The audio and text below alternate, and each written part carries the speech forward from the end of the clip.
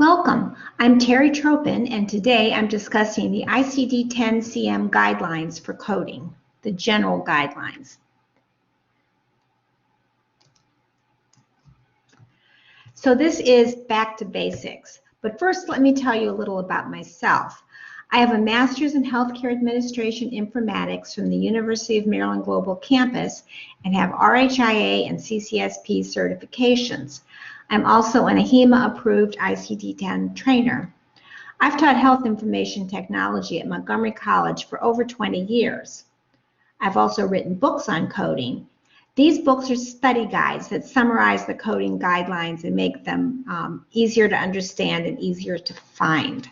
My books include one on E&M coding, ICD-10 CM coding, ICD-10 PCS coding, and external cause coding.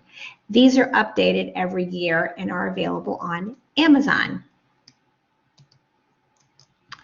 So here's an overview of what will be discussed in this video. I'm going to talk about general guidelines that apply to all sections of ICD-10 CM, and the guidelines for outpatients, the guidelines for inpatients, the guidelines that apply to both.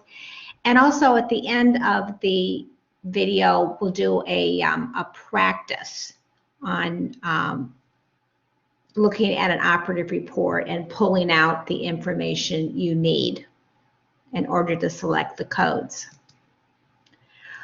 Now, some guidelines apply to both inpatient and outpatient coding. Some apply to both, some apply only to inpatient, some apply only to outpatient. So what you need to do is make sure you're familiar with these areas in the front of your book.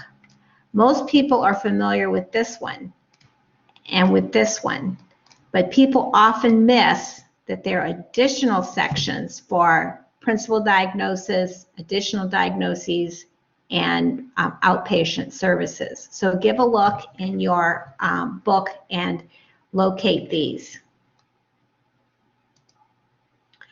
So first, let's talk about inpatient guidelines. So what is an inpatient? These are patients who are located in an acute care facility, a short-term care facility, a long-term care facility, a hospice, or a psychiatric hospital facility. These are inpatients. So what's an outpatient? An outpatient may be in a doctor's office, a clinic, an ambulatory surgical center that is self-contained, not part of a hospital, or an emergency department, an observation unit, or ancillary service places like radiology department, laboratory department, chemotherapy treatment center, or radiation center. Note that some settings are in a hospital but are still considered outpatients, emergency department, observation unit. In these cases, the patients have not been formally admitted to the hospital, so therefore they are still considered outpatients. So just because they walk through the door of a hospital doesn't mean they're an inpatient.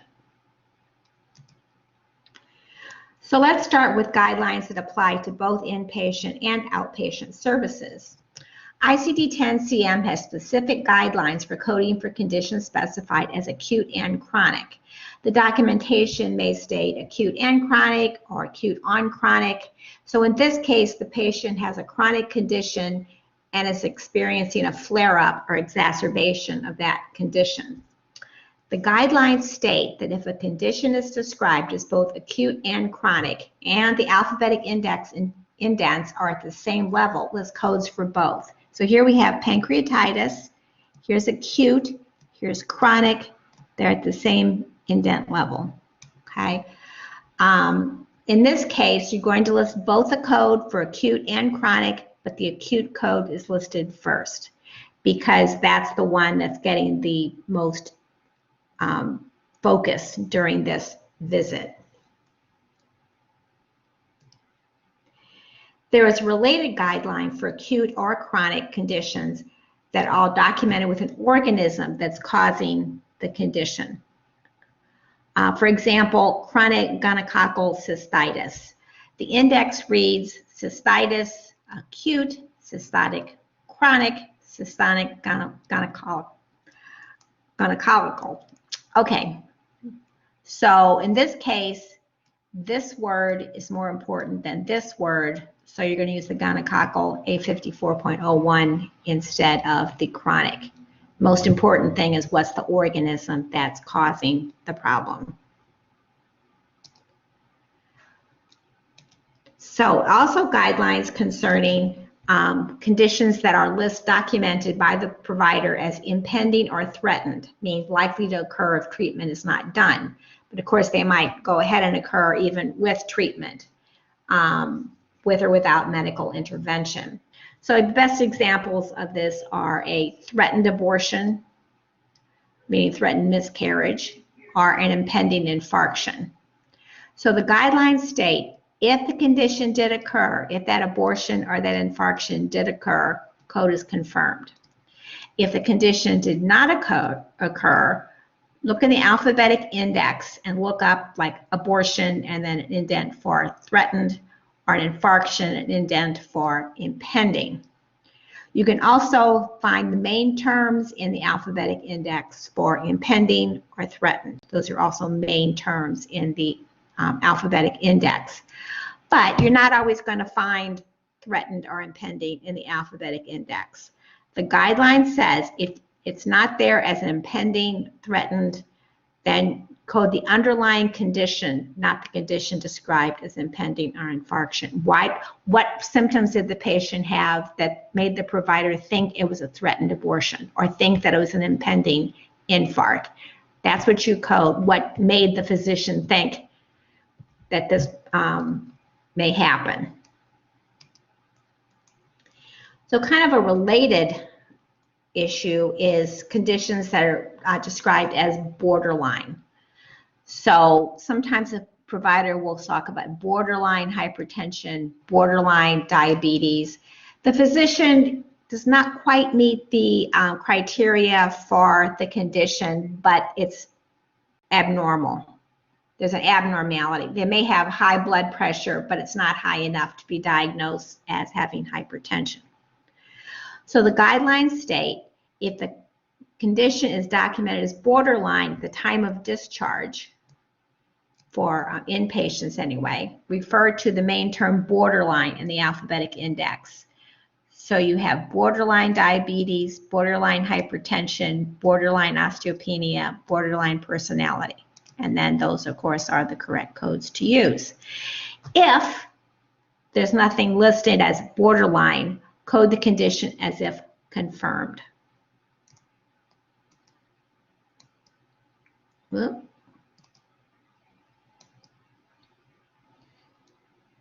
Note that the guidelines for impending or threatened state that the condition, if the condition does not occur, use a code for impending or threatened, if available, if not, code for the symptoms. On the other hand, for borderline conditions, use a code for borderline if it's available, if not, code is confirmed. So for impending and threatening, there's no code, you're going to code for the symptoms. If the documentation says borderline, code is if confirmed.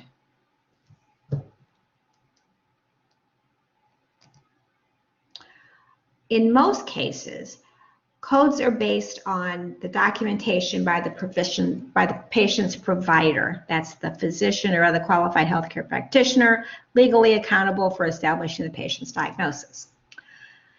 However, the physician must document the underlying condition, but another clinician, a nurse, physician assistant, another provider, dietitian, may do the more specific condition. So the physician says this patient has obesity, the other provider, the clinician, documents the body mass index. And this also goes for pressure ulcers, stage, the depth of non-pressure ulcers, the coma scale, NIH coma scale, stroke scale, and these were added in, or will be added in October 1st, 2021. Laterality, the other clinician can document right side, left side. And the blood alcohol level can be documented by the clinician. And then social determinants of health. These are illiteracy, for example, living in an unsafe environment, things that may affect the treatment. Now, it said about the social determinants of health that the patient themselves can document or can write down, can tell the physician, the provider, they have this problem. So it doesn't even have to be a clinician or the physician. Okay, signs and symptoms guidelines. When do you code signs and symptoms? If only signs and symptoms are documented with no final diagnosis, list the signs and symptoms. You can only report what you know for sure, right? If the signs or symptoms are documented and a definitive final diagnosis has been established, coding depends. Now, do these signs and symptoms, are they related to the final diagnosis? Code only the final diagnosis. If the signs or symptoms are not related to the definitive diagnosis, list the definitive diagnosis and also the signs and symptoms. The question to ask yourself is, are you surprised that these symptoms are also present? For example, a patient who has cough and chills with a diagnosis of pneumonia. No, we're not surprised the patient also has coughs and chills with diagnosis of pneumonia. So in this case, you would not do the coughs and chills separately. Now, if the patient had pneumonia and also a sore elbow, you would code that separately, basically because it's something that's not related to the pneumonia and needs to be looked into at a later time. Guidelines for complications state that the complication is listed first and then the condition that is a complication. So the complication is the reason for the encounter. The patient is coming in because of the complication. So it makes sense that this is listed first. There is a warning in the guidelines about assuming. We don't want to assume in coding unless the guidelines tell you you can assume. So don't assume that a condition that occurs after a medical care or surgery is a complication. That should be a complication. Query the provider if unclear. So just because they have surgery and then have a condition, you can't assume that that condition is a complication of the surgery. It has to be clearly indicated by the provider. If not, ask the provider. Now, sometimes a physician will document uncertainty as to the final diagnosis. This may be expressed as condition 1 versus condition 2, or condition 1 or condition 2. So the physician's not sure. It could be this or it could be that, is what they're saying. So the guidelines list codes for both conditions as if confirmed. Either diagnosis may be the principal diagnosis or first listed diagnosis, depending on the circumstances, unless there's a guideline or note somewhere otherwise. An example of this is the physician may document gastritis versus irritable bowel syndrome. Could be either one. He or she's not sure right now, but wants to document the possibilities. Laterality. There are also guidelines for laterality, meaning right side, left side, or bilateral, both sides. If there's some codes have different codes for right side, left side, some categories, and some have codes for right side, left side, bilateral. So if there's no code for bilateral, do 2 codes, one for right side, one for left side. If there's a code for bilateral, use only the bilateral code, not right side, left side. Now, here's some examples. D31.41 is right ciliary body. D31.42 is left ciliary body. So if it's bilateral, you would code both D31.41 and D31.42. On the other hand, H10.501 is right eye, H10.502 is left eye, and H10.503 is bilateral. So if it was bilateral, you would code only this one. You wouldn't code the other 2. Now, there are other guidelines in this case. If each site is treated during separate encounters, code is bilateral for both encounters.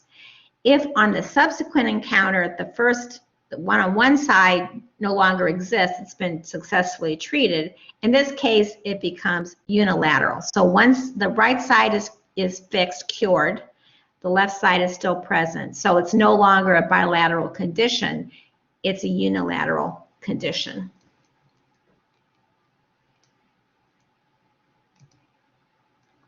Syndromes. So there is a main term in the alphabetic index for syndromes.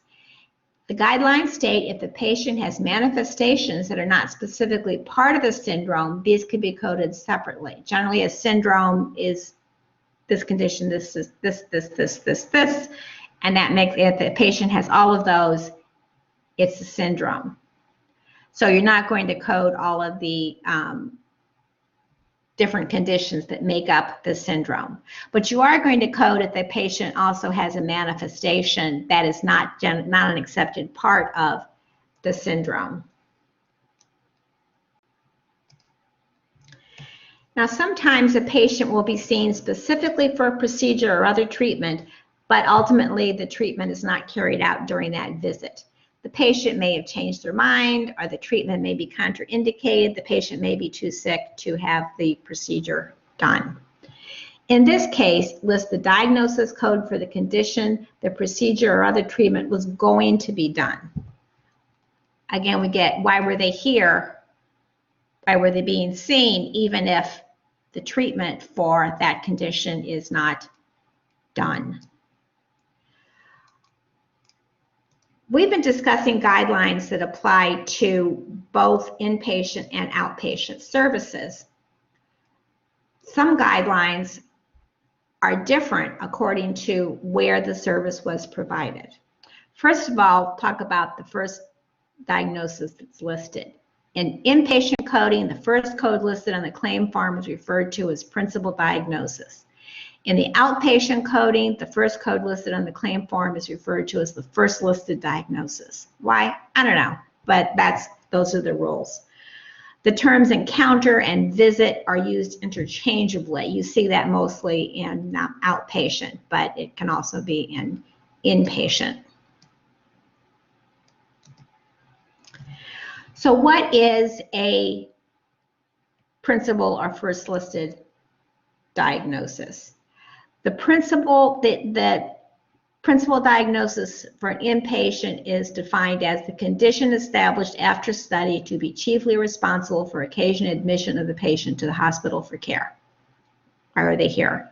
For the outpatient, it's tweaked a little bit. Diagnosis, coding, problem, or other reason for the encounter or visit shown in the medical record to be chiefly responsible for these services provided. Now, what's the difference between these two? Well, often patients are seen in a physician's office or outpatient service for routine testing or annual exams. Now, a patient generally is not admitted to a hospital for an annual exam or other condition unless they have a condition. You don't go to a hospital for a checkup, generally. Let's start with the guidelines specific for outpatients. An outpatient may be seen for circumstances other than an injury or disease, such as that annual exam I just talked about. The guidelines indicate a Z code for that exam is listed first. There are different Z codes for annual exam, for an exam before going to school, that kind of thing. So what happens if the patient is seen for a routine annual exam and the physician finds a problem? In this case, the Z code is still listed first because that's why they came in, but then you do an additional code for the abnormal finding. The reason the patient was seen is still the exam. Now, the guidelines also state that a patient may be seen multiple times, sometimes for years, for a chronic condition. The guidelines state that you still use the appropriate code for each visit. A patient may have COPD for a long time. Each visit is coded with a code from category J44, chronic obstructive pulmonary disease. So sometimes coders will think, well, if I can't keep using the same diagnosis code over and over and over again. Well, you can. The guidelines specifically state that you can. Outpatient guidelines also discuss the type of service provided. These guidelines, again, really boil down to why was the patient being seen.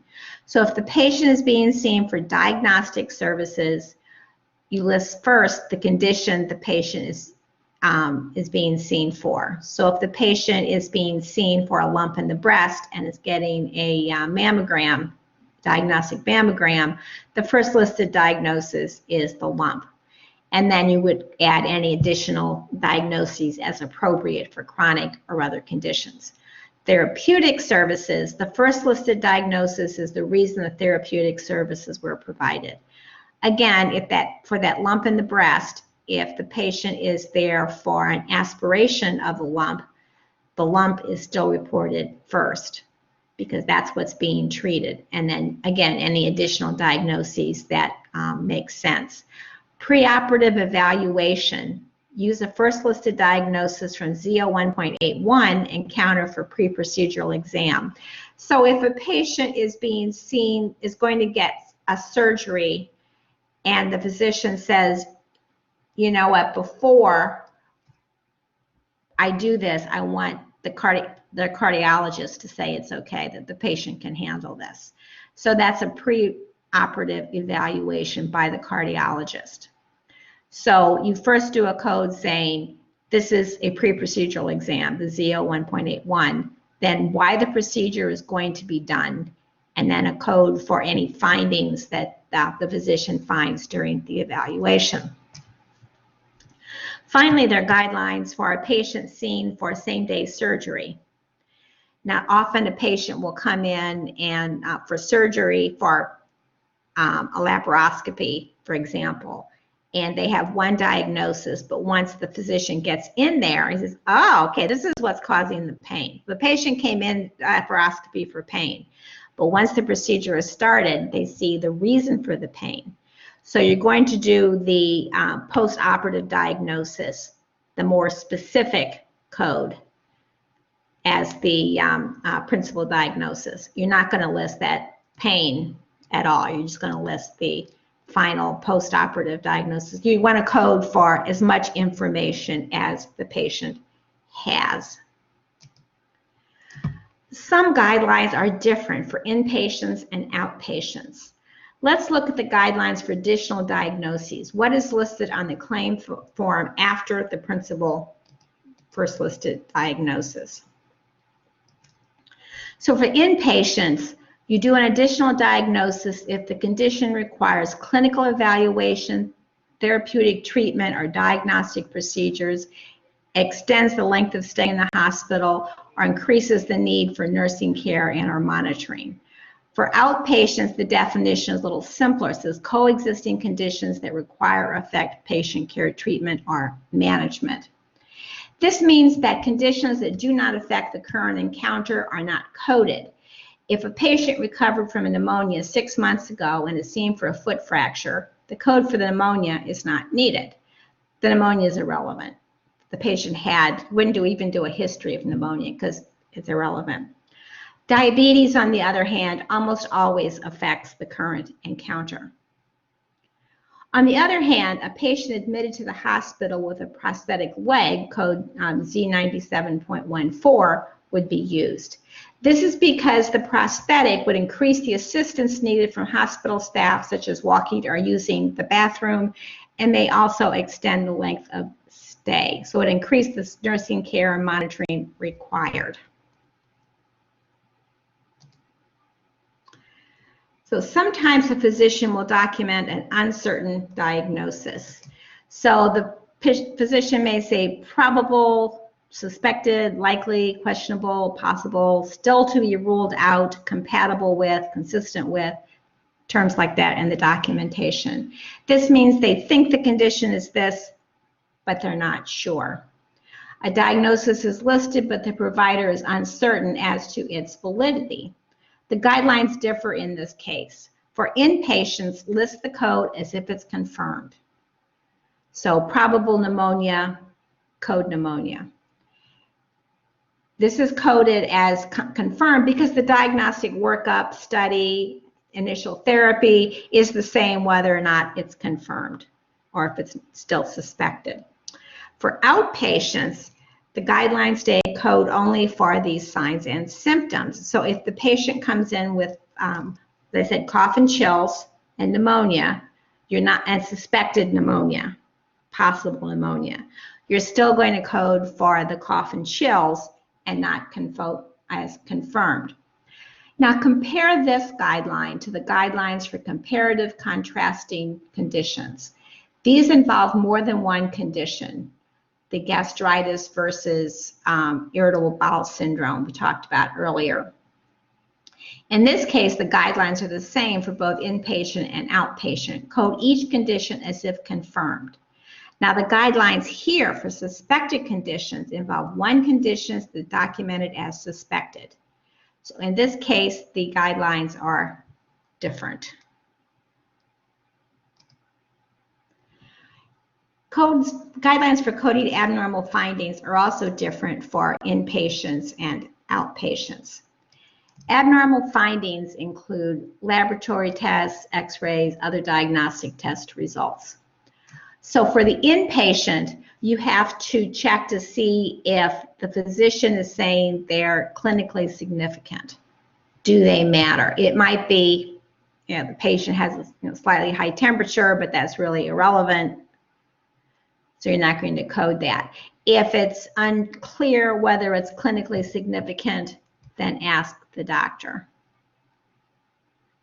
So for outpatients, coding depends on the availability of the results, whether results are available, and the types of tests performed. So say the results are not available, use ZO 1.90 and counter for other specified special exams. If the results are available before the end of the visit, list a code for any confirmed or definitive conditions, not a code for the signs and symptoms. Okay. Now, sometimes a patient will come in and they'll receive two tests. One is a routine test and the other is a non-routine test to evaluate a sign, symptom, or diagnosis that the patient has. Remember, a routine test means that they're just getting a routine test because it's good clinical care, and it's like a pap smear. You come in every year to get a pap smear, and whether or not you have any conditions. Now, you may also have a non-routine test if there is a diagnosis. So they may have both tests, a routine test and a non-routine test. So how do you code for that? Well, you list diagnosis codes for the routine test with a Z code and a reason for, the reason the non-routine test was done, the lump in the breast, abnormal vaginal discharge, something like that. So you would do codes for both. Now, sometimes the patient will be transferred to another location, maybe from outpatient to inpatient status, or maybe from inpatient to outpatient status. So how are these coded? Well, if the patient is moved from observation care, which is an outpatient setting, to inpatient care, the principal diagnosis is the condition that led to the admission. If the patient is moved from outpatient surgery to an inpatient status, you code for the reason for admission. Generally, the circumstances will depend. If they're admitted for a complication, say outpatient surgery had a complication, have to be admitted, you code for the complication because that's why they're being admitted. If the reason for the admission is not documented, do the reason for the surgery, the outpatient surgery. If the reason for the admission is a condition unrelated to the outpatient surgery, the principal diagnosis is an unrelated condition. So the patient has outpatient surgery, they're in the recovery room, and they fall out of bed and break their arm. And with that broken arm, they're admitted to inpatient. Well, in that case, you would do the broken arm as the principal diagnosis. So if a patient is moved from outpatient surgery to post-op observation and then finally the inpatient, there are guidelines for coding that inpatient admission. Why was the patient here? Why was the patient admitted? Usually it's a complication of the surgery. Now, a patient may also be transferred to a rehabilitation facility. Coding depends on whether or not the underlying condition is still present. Okay. If the condition is present, let's first up the code for why the patient is receiving rehabilitation. For example, if a patient is suffering from hemiplegia following cerebral vascular infarction, the reason they're being sent to the rehab facility is hemiplegia. So that's what's going to be coded first. If the condition is no longer present, list first an aftercare code in the rehabilitation.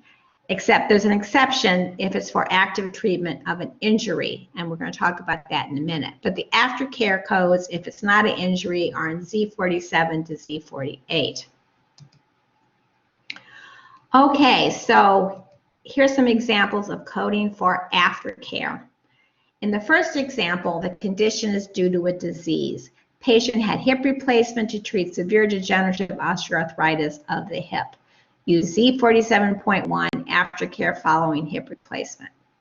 On the other hand, if the patient had hip replacement to treat a traumatic right fracture, use code S72.141D, displaced intertrochanteric fracture of right femur, subsequent encounter. Remember that the D is for the encounter, so you use throughout the treatment for this, you use this code as the initial treatment, subsequent treatment, and then possibly sequelae. So you do the same code and then the spinal digit changes. I have a video on fractures if this is unclear for you. Okay, so this is a step-by-step in order to determine the correct codes. It can be very confusing to go through a case. Sometimes they involve several pages and a lot of information, much of which you don't need to select a code. So sometimes in your classes you may have a case that's a couple of pages, but if you get into a hospital or sometimes even outpatient, you may have a file that's a couple inches thick. And wow, how do you find out the codes from this? So first of all, look for words that are important, including diagnosis, any late effects, sequelae, residuals, any due to statements. If it's cancer, is it a metastasis, primary or in situ? You might also want to do history of codes, acute or chronic, and any symptoms. And if there's symptoms, you ask yourself, are these related to the diagnoses? Are they independent? If you go through and underline the words, this keeps you from having to read and reread a file over and over again. You're pulling out those words. Now your next question is, how do you know what words to underline? Well, this takes practice. After you do this a few times, you'll see, yeah, this is what I needed. Next, ask yourself if there are any guidelines that apply to the case. You can't remember all the guidelines, but if you can remember, oh, I think there is a guideline for that, you can then look it up. So think about that. That should be a question that you should ask yourself. So next, find some preliminary diagnoses in the alphabetic index, and then refer to the alphabetic, to the tabular list and check for any notes. Are there any notes there? Includes, excludes notes, code also, use additional codes that apply to the case. The use additional codes notes are really helpful in saying, oh yeah, there's a separate code for that, to remind you to use a separate code. Finally, go through all the words that you've underlined and then look at your codes and say, have I covered everything? Do I need additional codes? So we're going to do an example. Okay, this is actually considering what you might get when you're working in a facility, this is nothing. A 70-year-old female was visiting relatives in the area and was brought to the emergency department complaining of vomiting blood and having very dark stool that appeared to be bloody. The patient had gone out to dinner with relatives and shortly after returning home started vomiting and having diarrhea and blamed it on the large meal. She continued to have these symptoms overnight and her family members insisted she come to the hospital. The patient was taking some medications for congestive heart failure and atrial fibrillation, and these medications were continued. The gastroenterologist was called to consult and found a past history of gastric ulcer. The patient had an EGD 5 months earlier showing chronic bleeding ulcer in the antrum of the stomach. She was placed on medication and warned this might be a recurrent problem. The patient refused to follow up EGD and requested to be released to return home and receive treatment from her regular physician. It should be noted that serial blood counts did not find any significant anemia. The patient was discharged with the diagnosis of chronic bleeding gastric ulcer. She was given copies of her medical records to take home and to review by her private physician. Wow, that's a lot. Now, no, we don't really need to know that she was visiting relatives in the area and that she'd gone out to dinner and that she was female, probably, okay? We don't need to know. That's not going to affect the code that you select. However, many operative reports include information like this. So let's go line by line to see what information we really need to pull out the information we need to code this. So vomiting blood, having very dark stools that appear to be bloody, that's important. Vomiting and diarrhea, that's important. She has congestive heart failure and atrial fibrillation, and that's important. A past history of gastric ulcer. EGD 5 months earlier, chronic bleeding ulcer in the antrum of the stomach. And the final diagnosis, chronic bleeding ulcers. But you see that if you go just to the final diagnosis, you miss a lot. You miss this and you miss this. So the chronic bleeding ulcer diagnosis is not reported separately, but it does confirm the bleeding gastric ulcer diagnoses. So what do we have? So we've taken that page-long case, and now we have bleeding gastric ulcer, congestive heart failure, atrial fibrillation. Those are the diagnoses. At this point, ask yourself about guidelines or notes concerning these diagnoses. So this goes back to diagnoses specific to these chapters, not the general, in most cases, not the general ones we've talked about. You can also see that under code K25.4 is a note to use additional code if the patient had alcohol abuse and dependence. There's no indication of this, so we're not going to use another code in that case.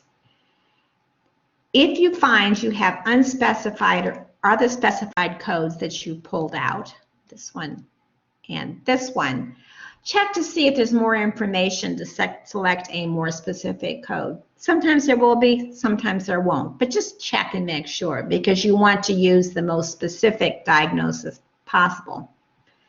So in this case, there doesn't seem to be any more specific code, so we're going to leave it at the I-50.9 and the I-48.91. Now, if this is a whole file, you may have more information. So check in the circulatory system or the digestive system to see if there are any guidelines that apply in this case. So that's, if you take it step by step this way, some people like to just jump in and just pull out the codes, but you need to go step by step to make sure that you have everything covered. That is the end of this video. Be sure to look for the other basics video, which concerns using the tabular list and the alphabetic index. If you enjoyed this video, please hit the like button and click on my picture in the lower right-hand side to subscribe. Thank you very much. I hope this was helpful.